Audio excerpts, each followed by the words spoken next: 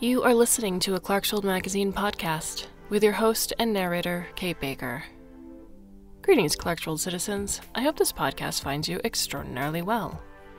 It's November 1st, a whole new month of stories, of nonfiction, of podcasts, of art, and it's through your generous support that we're able to bring these to you.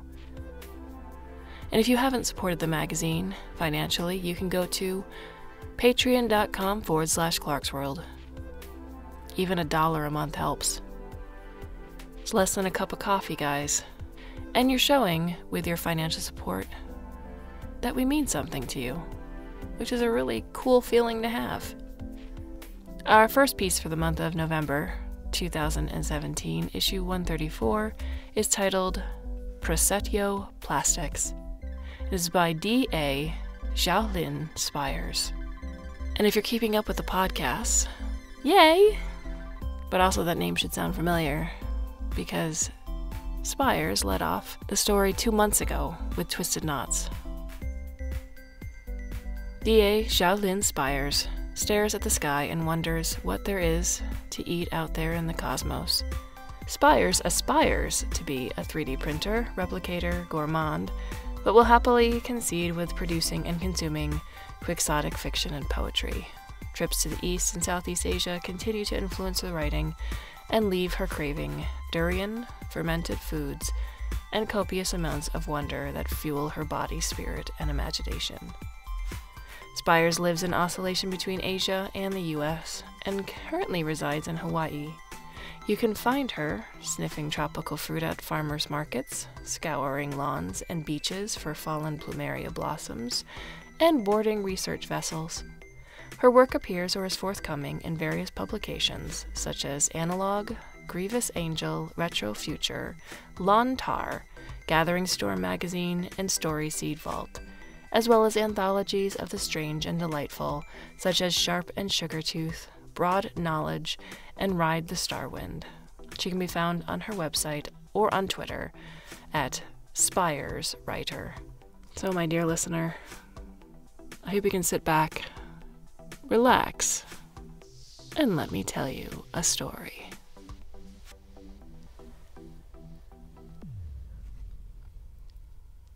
Ali Prasetyo mixed the plastic resin before pouring the viscous liquid into the silicon mold. The colors swirled like eddies at the edge of Ma's River, just as he intended. He let it sit, fumbling with the prototype of the plastic toy in his hand. He felt the smoothness of the curves. It felt buoyant, and he let it bounce on the table, listening to the light thwacking sound. There goes Earth, he thought. A short tremor traveled up his bare toes and up through his shoulders. A magnitude 2, a mere blip on the Richter scale, and yet his body was perceptible enough to feel the tiny quaver. His Earth rolled off the table and clattered to the floor. He bent down to collect the miniature planet and saw that his home of Indonesia was facing up. The many islands of the archipelago dotted in green, signifying land in a swath of ocean. Ali shook his head, put the ball in his pocket, and got on his scooter to bike to the local chemical supplier. He wasn't satisfied with the way this prototype rebounded from the floor. There was a sluggishness to its ricochet. There must be something he could add to it, he thought, as he passed scooter traffic. Ali had a way with plastic. He liked the way they shape-formed, like superheroes and monsters he used to read in paper comic books his grandfather collected. He passed by a bookstore and sped up. Brittle and yellowing, paper seemed so much the inferior material when compared to the shiny, bright plastic that was so ubiquitous in his own generation. He revved his engine and cut in front of a slow scooter with 3 kids sitting in them, along with their parents, 2 of the children with hard plastic helmets. He noted the grooves and holes, an irregularity on the side of the toddler's helmet that faced him. Just as his peripheral vision detected movement in an instinctive act, his eyes processed mold shapes and their contours instantaneously. In a second, he had passed him, and his eyes focused on the road, an uptick in his brain registering the polycarbonate window that passed off as glass on a fleeting performance car that accelerated ahead of him. As he watched the sports car disappear, He thought about his childhood and his dad, who professed he longed to own a fast vehicle, but instead invested all his income on Ali's future. Ali excelled at plastic mold competitions, plastic erecting architecture, snap-on challenges. When he was 5, he made his first model of a bird with his 3D printer, with legs, guts, face, and all.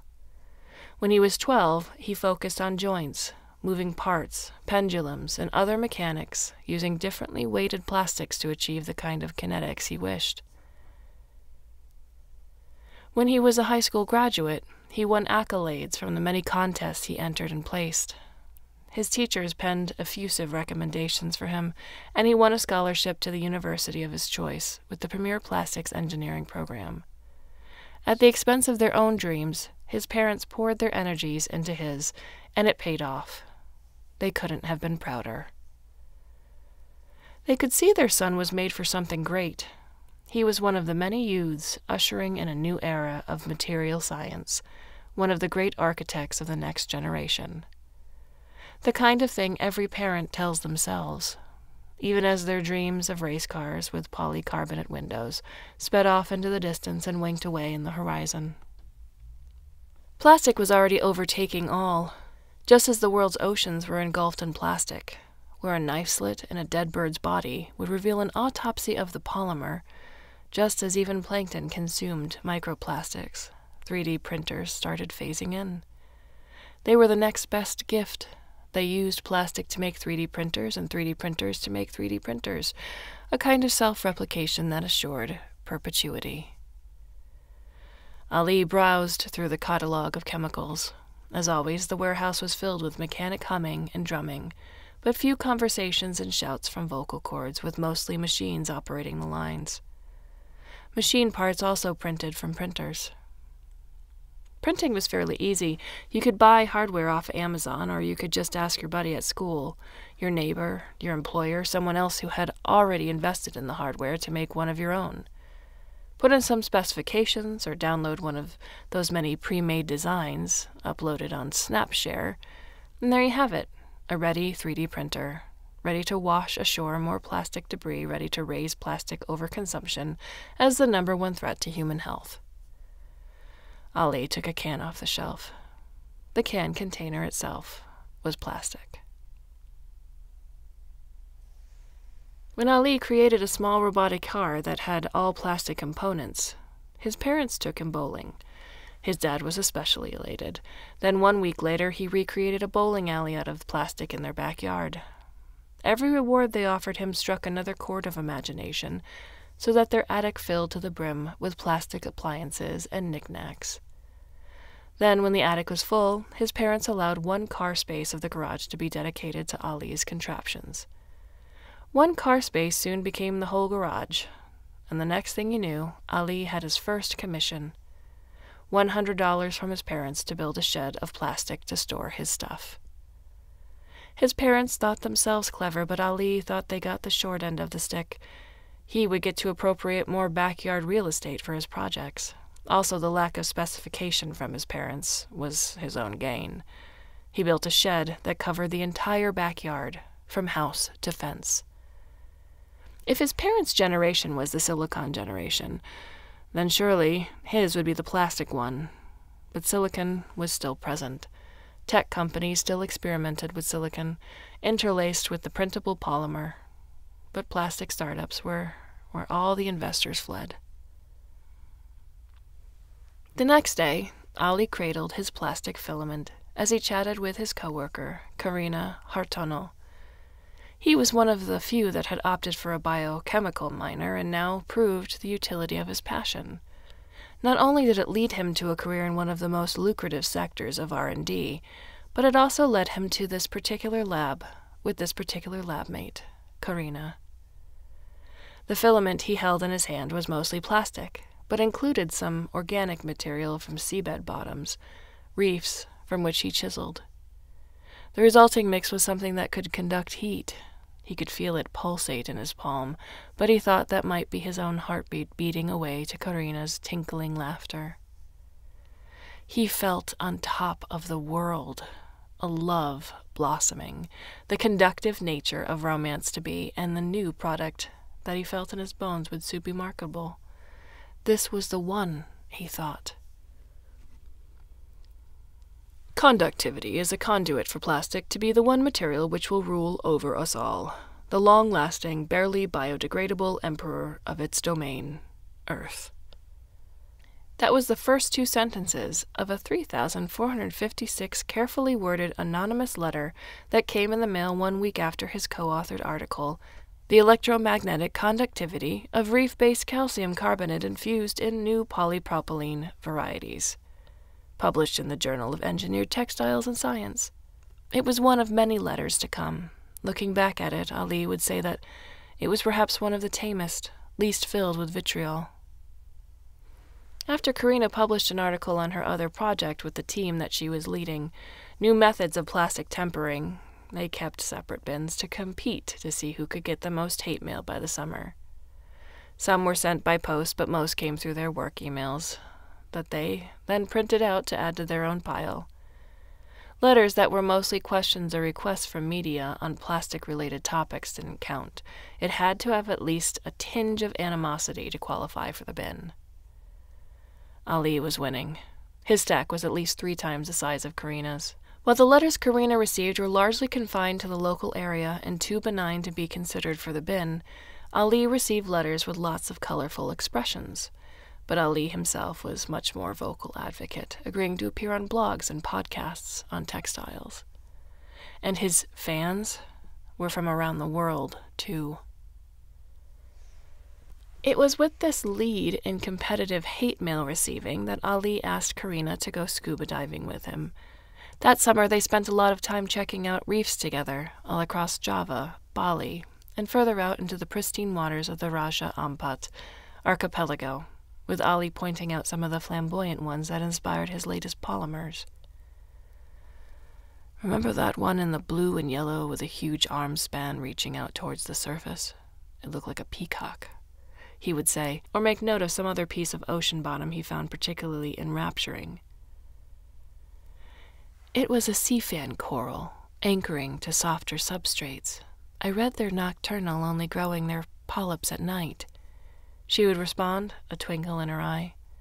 Can you imagine that? An engorged limb reaching out in dark sea waters? Ali wondered if that was an invitation to say more.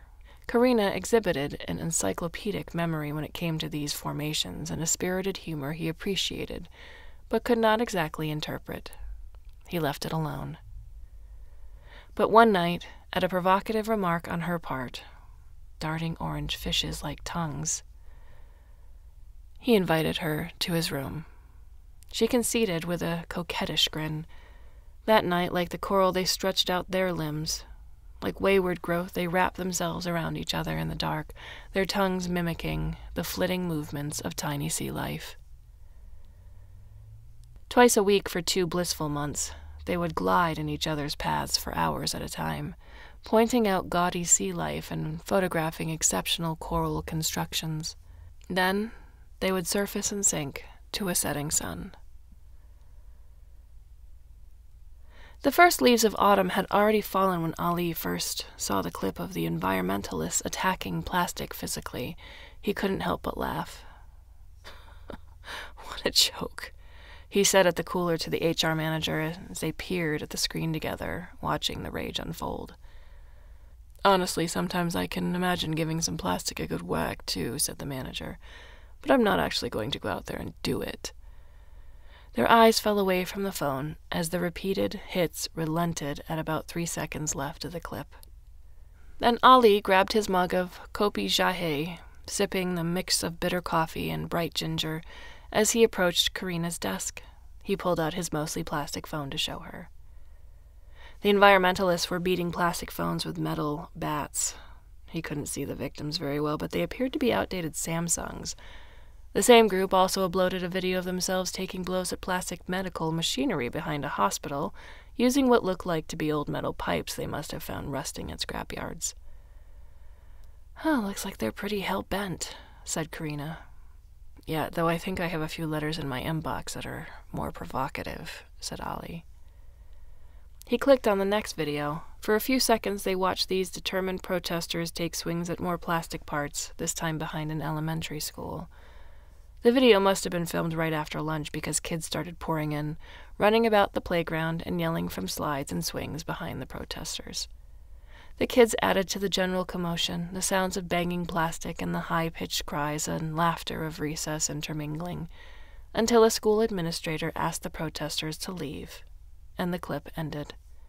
Later at home that night, Ali swirled his spaghetti with a Living Essentials plastic fork, lost in thought. It wasn't as if he never considered the environment, he just knew it would work itself out. His job was to innovate and streamline machinery production through plastics. Other sectors had other responsibilities. Recycling and disposal were sectors outside his narrow field. Anyway, the protesters could find more effective means of conveying their message, he figured. As if beating a few pieces of plastic technology would do anything but hasten their way into the food stream. First, these tech pieces would be rendered unusable. Some of it would be calibrated for reuse, and the rest that could not be so easily recycled would be submitted to the earth as waste. Another bit of plastic discard. Then, whoever these environmentalists took from the world would simply create more plastic tech. Easy as calling in some superior printers, wave around some money, and within days new plastic, some from old sources and some created, would be amalgamated into another life cycle of waste. Ali thought that if protesters could only use a bit of logic and political literacy, maybe they could direct their energies to the right ears and wallets. Beating plastic gears just wouldn't cut it. Ali and Karina had been dating steadily for about 2 years when plastic superseded the boundaries of Earth. They were watching industry news in the cafeteria, spooning chocolate pudding into their mouths after a lunch of some lackluster rubbery ham sandwiches, when the special came on. Collaborating textile specialists produced plastic that survived the onslaught of UV rays and X-rays from solar flares. Some of the polymers that Ali had worked on, now marketed to a general public, were involved in the innovations. The textile specialists held out thin sheets of plastic. They explained that air pockets made them extremely lightweight, and its construction virtually indestructible by solar onslaught of electromagnetic radiation. The reporter then finished the segment, and now plastic takes off to chart the cosmic seas. As the value of their company's stock took off, Ali and Karina talked about major life changes, marriage, and the possibility of starting their own company. There were too many restrictions and bureaucratic stalls in their company, and they were eager to dip their toes into the unknown, both in the relationship and in the trending industry of plastic for space exploration. It was with their combined efforts, and with the roles of many others, that plastic accompanied the colonists to the Moon and Mars almost a decade later. The colonists, clothed in plastic, drank from plastic mugs, designed their residences in plastic, mostly bubbles of air trapped in plastic sheets, all thanks to Free Roam Industries Limited, once Micron Labs division of Prasetyo Plastics, founded by the power couple and later sold for a whopping $1 billion in cash and stock. Humanity still breathed, ate, and expelled organic material. They were still life, after all. But some argued that fast food was mostly plastic anyway. Plastic worked its way up the food chain, they said, from the littlest fish up to the ones that reigned at the top. The omnivores that managed to conquer local space travel also bore microscopic bits, buoyed in the fluids in their bodies. Those who espoused humanity's addiction to plastic pointed at these invisible bits of plastic coursing within. Humanity was likely crapping plastic, peeing and bleeding plastic, possibly breathing microscopic plastic. It's in this background of symbiotic relationship when plastic took on a sentience of its own. Ali was watching a program on the backlit screen when the news program followed. At first it was the merging of plastic and plankton, and the pieces that caught in those tiny digestive tracts must have intermingled with the replicating DNA of those tiny simple organisms, a threat invisible to the human eye. said a woman holding a mic, her eyes peeping out a pair of glasses Ali could tell were at least 90% plastic. "The murkiest seas give way to the strangest creatures, so it's no surprise that it came from the ocean at first. Like the first of the Loch Ness Monster sightings, their existence was at first hard to identify. But, soon enough, footage caught these amorphous new organisms attached to each other like coral reefs. Connects sets of monstrosity." Ali thumbed a message to Karina. "Urgent, check out the news," it read. He clicked send, and a ping let him know she would soon be cradling her own most plastic phone to reach his dispatch. Ali's eyes glazed, frozen into the spherical molds as he saw the material he had cradled and formed in his palms since a child, talked about in a way that smacked of new life. Sometimes they would wash up dead ashore, but mostly they lay impassive on the seafloor. They consumed other organic material collected in the seabed like sponges, filtering in the plastics and rich minerals of dead debris, said the newscaster, her voice portentous, ending in a deep lilt. Ali was scuba diving alone when he first saw them move. Karina was back at home, putting some finishing touches on a model of the Mars colony she was building for fun. Both of them had retired by now, their fortunes according them with leisure time for trivial pursuits. Ali started, and were it not for all his experience he might have choked in his mask. A species of violet lichen cropped up that he'd never saw before. Ali thumbed through the registry of organisms that made their appearance on coral reefs that he had digitally collected in his mind. Maybe it's a seasonal thing, a periodic thing, like locusts that come in regular passes of years, he thought. But he had been scouring seafloors for many years, and he never found a specimen much like this. He remembered the many formations Karina had rattled off to him throughout their lives together, years and years of collected knowledge. Despite strict reef habitat regulations, he grabbed a sample. The purple creeped into his hands. Ali, who had designed the merging of coral reefs and plastic many moons ago, before his research took flight in capitalistic enterprises, felt a pang of dread. His years of investors, rising stocks in the company he cooperated, and immersion in that territory amounted to a knowledge so in-depth and wide in breadth that he could recognize that there was a strand of something offbeat in this tiny sample. There was something non-organic about this lichen. He immediately called on some acquaintances to rent out a lab with limited oversight. For a hobby, he said, and no one would refuse him otherwise because they owed their jobs to him, and his name went places. He didn't want to raise any alarms until he knew for sure. Every day he quietly slipped into the antiseptic room, hinting not even to Karina his whereabouts. He brought his scuba gear with him and said he would play with the corals. Under the bright lab lights that passed through the microscope, and through the manipulation of Ali's adept gloved hands, the cells of the strange lichen quivered. Yet they were not lichen, not really. Something about their molecular structure spoke of plastic, and yet they weren't entirely plastic either. Unlike his own creations decades ago that kindled the plastics industry, these things grew. They were not content to stay bounded by the tenets of inorganic life, or staying simply man-made plastics, inert and lifeless. Rather, what Ali had first mistaken as lichen were plastics that had married into the plankton family, forged a union into the hum of the ocean bottoms, processed through the deep sea food chain. They had taken reefs as hostages and lovers, which later Ali confirmed to be a kind of Stockholm syndrome that threatened to challenge the dominion of not only oceanic, but human existence. After a month testing his initial conclusions in the lab, Ali decided he would need to see these plastics in person again. He spent days at the sea, and was, at least, relieved that he no longer had to lie to Karina. His soaked wetsuit, sandy flippers, and constant run to the scuba gear suppliers for oxygen refills corroborated his story that he was scuba diving daily. Beneath the glittering sun, every day Ali jumped off his rented boat and cut through the surface of the water.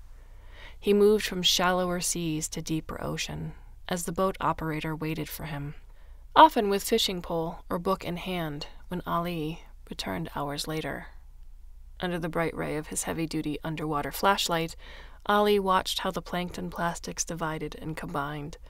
He witnessed in person how they formed large masses as big as sea dollars, then starfish, then manta rays, darting in the sea like mystical creatures. They were not quite as fast as dolphins, not yet at least, but they were growing. Ali didn't want to stoke the understandable irrationality that lurked in human minds. He didn't want to start a panic that once reached the media would burst into a sensation online, a frenzy of apocalyptic shouts of doomsday approach. Regardless, he couldn't simply go down every day watching the plastic coalesce. In those days, alone in the dark seas, with only his flashlight and a mind full of dread as company, he thought about evolution. An instinct told him that these strange creatures would not be content to roam the seas. They would make contact with their inert brethren on land. Maybe they could even mate and awaken them. He did not know if it was possible, but intuition told him that the creatures would expand and expand, just as the plight of the inert plastics taking up landfill space and cluttering up streets. But this was not simply about immobile, lifeless plastics. This was much more sinister. These were growing bits of life, merging with plastic, or plastic merging with bits of sea life. They were not sterile, but robust entities. They divided and reorganized in swift movements. They could have a dominion of not only the seas, but of the land and the skies. Ali thought of an old drawing in a children's museum depicting fish making their way to amphibians, and then to reptiles. He thought of these amalgams coming ashore, the evolution of this plastic species in touch with their already pervasive terrestrial and extraterrestrial brothers would mean a crisis affecting them all. He thought of a bouncing plastic earth ball he made years and years ago, rolling off a table and falling into an abyss. After much consternation and against better financial judgment, he alerted the officials. Over everything, he wanted to shield Karina from it all. Karina, his partner in this enterprise, who had seen him through 2 kids and the surges and ebbs of their life as they grew around their business. He knew that telling the authorities would mean falling stocks, a probe into regulation, and possibly dismantling of an industry they had worked so hard for. It would also mean personally putting their household under spotlight for their own roles in the course of plastic development. Sure, they were retired, and they could do fairly well, but their children who were working in the industry might falter, and this could mean the crumbling of an operation they staked their reputations in. The officials Ali first contacted were scientists that watched over ethics. They never thought ethics could come to this. Typically, the concerns these officials fielded amounted to questions on human subjects and concerns over exploitation, not the threat of a wayward species coming into existence. The alarm that spread through the scientific community harked back to the atomic bomb.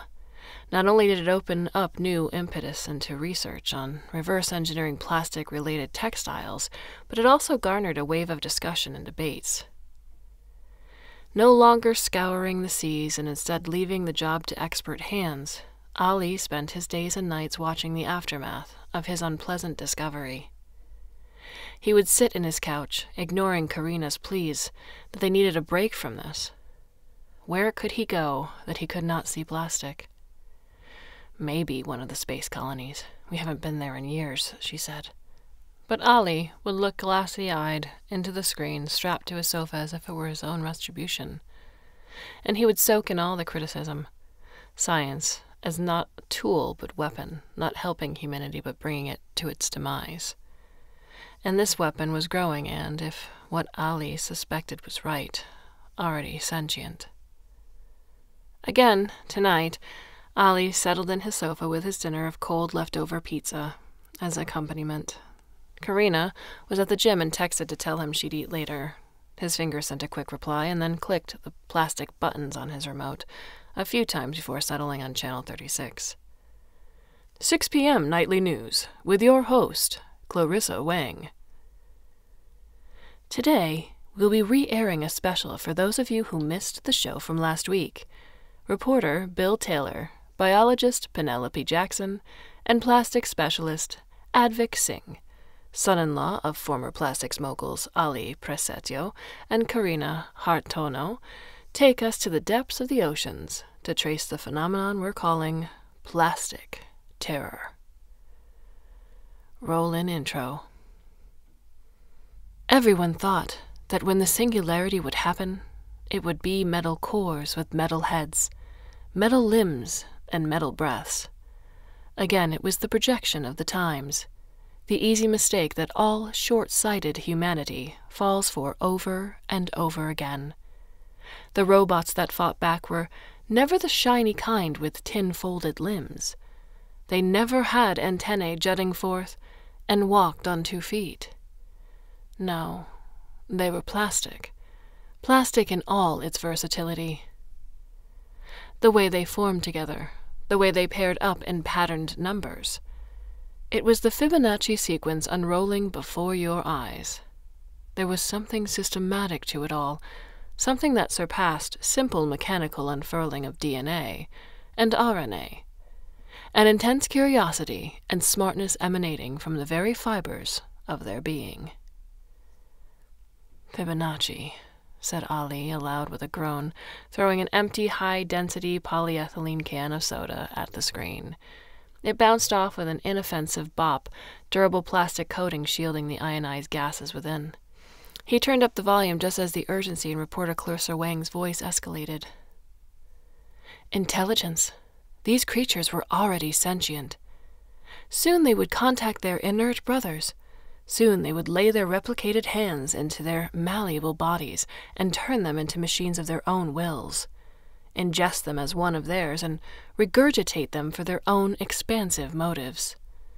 Today, we will explore the moment when the machines came alive and conscious, the phenomenon people are calling the singularity. Cut to reporter Bill Taylor. Advik Singh leads us through some key areas of plastic manufacturing and disposal. Here is a waste pipeline of one of the leading plastics corporations, name withheld for legal purposes. To our left is the pipe in question that leads into the ocean.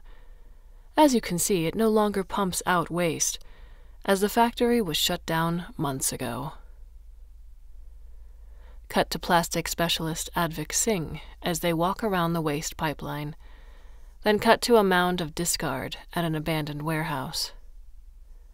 Advik Singh. This is one congregation of our organic and inorganic refuse. All our disposable forks, spoons, and chopsticks, our blankets and machinery. My specialization is breaking down these plastics to benign forms that can't be appropriated by sentient, organic masses. Much of the technology is currently in development, but we are looking at an accelerated time horizon for this project, thanks to the disposal bill and the governmental funds pumped into the program. Cut to biologist Penelope Jackson at the gates of a landfill. All this is a beat down to barely imperceptible crumbs and entering the breeding chains with plankton, chambers of a new life, new growth, the pack that lowest on the food chain made with the products of the highest. Cut to reporter Bill Taylor. When they came alive, they brought life to the plastic machinery that surrounded us, grew up with us, embedded into our own bodies and surgical procedures. Ali thought about the surgery Karina had last year on her hip, the joint replacement. He remembered her being more agile than he could ever remember. Roll in transition before commercials. This is how the machines came to life. Singularity in plastic. If it were a fugue, it would be an ominous cacophony, a provocative deep noise from the bottom of the sea. The yawns and shifts of countless single-celled creatures that lurked unnoticed, eating and expelling, making its way through the food cycle. More, after this short break. Ali saw it all. At the moment he scraped up that fish's fillet that turned hard once on land, he had a hunch. Once his microscopes and plastic equipment ran the test that affirmed what they were, already a pit as hard as cold plastic grew in his heart. It was the worst hate mail he could ever ignore. The demise of humanity for a superior race. And we did it unto ourselves. Karina was always trying to be positive. When Ali's mind turned to dark points of regret, she would say things like, "At least our kids are employed and passionate. Now that they transferred to jobs they find fulfilling." Working to undo what we brought about was not what she added, but was the honest truth. But Ali's mind went past the energies of their kids springing into the far future beyond. Who knows what these masses of creatures will merge with next? Perhaps their race will continue to evolve, consuming us, bringing us squishy beings into their own folds. Maybe they would take us with them, out of local space, and into the depths of the universe by way of combination with their tenacious materiality. Ali wondered if, by then, he would be long dead, or at least altered enough not to be identified as Ali, flagged instead as another kind of existence and intelligence, one that melts and reforms, one that can replicate itself and conduct messages with others, a new, hardier life form that could sail the cosmic seas like the voyagers that their polymer bodies promised. It would be a kind of fitting irony, the company that he and Karina had erected, the textile giant that propelled an industry of space travel plastic manufacturing that eventually gave way to the metamorphosis of their own species and consolidation with another, the ultimate sentient colonizers. At his workshop, Ali went back to his spherical mold of earth, dabbling with it. This time the plastic hardened to a model whose colors were no longer green and blue, but a shocking, violent violet, textured with ripples, like the grape agates from Mamuju, Sulawesi, that Karina owned as pendants. It didn't roll off the table and fall into an abyss, but stood there on the desk, held back by its friction surface, challenging him. It seemed to pulsate even, tiptoeing towards him in the tiniest of movements. Or maybe it was an illusion, created by his own weakening eyes.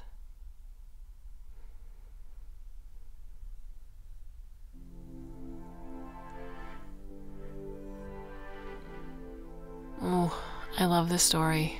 I love stories that challenge the scientific community and go back to that one line that was uttered by Dr. Malcolm in Jurassic Park, which was, they spent all the time figuring out if they could, they never stopped to think if they should. I might be paraphrasing there, but it's something that we really need to focus on, and I'm not for hyper-regulation of the sciences.